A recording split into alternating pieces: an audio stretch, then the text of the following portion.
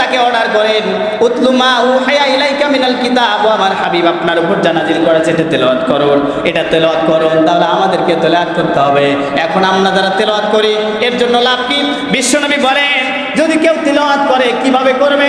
আল্লাহ পাক সে কথাও বলেন, ওয়ারাত্তিলিল কুরআন তারতিলা, তারতিল সহকারে আপনাকে তেলাওয়াত করতে হবে। তারতিল মানে কি? ধীরে ধীরে পড়তে হবে। শুধু তাড়াহুড়া করে পড়ে যাবেন এটা হবে না, ধীরে ধীরে পড়তে হবে। কি বলতেছে আল্লাহ পাক এটা আপনাদেরকে বুঝতে হবে, এটা আমাকে বুঝতে হবে। এইভাবে তাড়াহুড়া করে পড়া নয়, তারতিল সহকারে পড়তে হবে। আপনি যদি কোরআন পড়েন লাভ কি হবে? বিশ্বনবী বলেন এই তেলাওয়াত করার কারণে যদি কেউ কোরআনের একটা হরফ তেলাওয়াত করে, বিশ্বনবী বলেন তার এই এক হরফ পড়ার কারণে বান্দা বান্দির আমলনামায় একটা নেকি দেওয়া হবে, আর প্রত্যেকটা নেকি 10 গুণ বাড়িয়ে দেওয়া হবে। সম্মানিত ভাইরা আমার, এরপরে দেখেন আপনি যে তেলাওয়াত করতে পারেন না, আপনি যে তেলাওয়াত করতে পারেন না তাহলে কি করবেন? কি করবেন? শুনতে হবে। তেলাওয়াত তখন শুনতে হবে, তেলাওয়াত শেখার অব্যাহত রাখতে হবে। আর প্রত্যেক দিন প্রতিনিয়ত তেলাওয়াত শুনতে হবে। তেলাওয়াত শোনার ব্যাপারে এত গুরুত্ব কেন? আব্দুল্লাহ ইবনে মাসউদ রাদিয়াল্লাহু তাআলা আনহু রাইসুল মুফাসসিরিন তিনি বলে একদিন বিশ্বনবী আমাকে বললেন, ও মাসউদ আমাকে তেলাওয়াত করে শোনাও।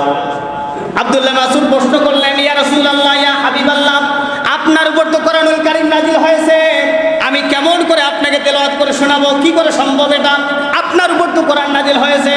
বিশ্বনবী বলে, ও মাসউদ আমি তেলাওয়াত অপরের নিকট থেকে শুনতে খুব ভালোবাসি, ভালো লাগে, মজা লাগে, তাই আমাকে তেলাওয়াত করে তুমি শোনাও। সুবহানাল্লাহ।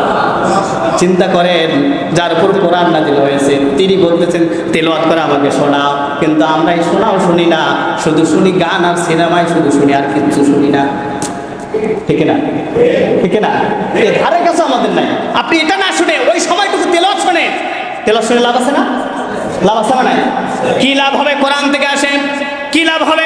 7 নম্বর সূরা আরাফ 204 নম্বর আয়াত আল্লাহ পাক বলেন, ওয়া ইযা কুরিয়াল কুরআনু ফাসতামিউ লাহু ওয়া আনসিতু লাআল্লাকুম তুরহামুন।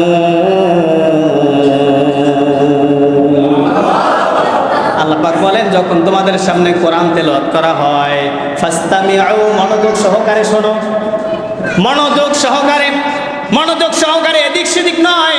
ওয়াংসিতু এবং চুপচাপ সহকারে শোনো। কি সহকারে? চুপচাপ সহকারে। আল্লাহ পাক অর্ডার করলেন তেলাওয়াত কিভাবে শুনবেন?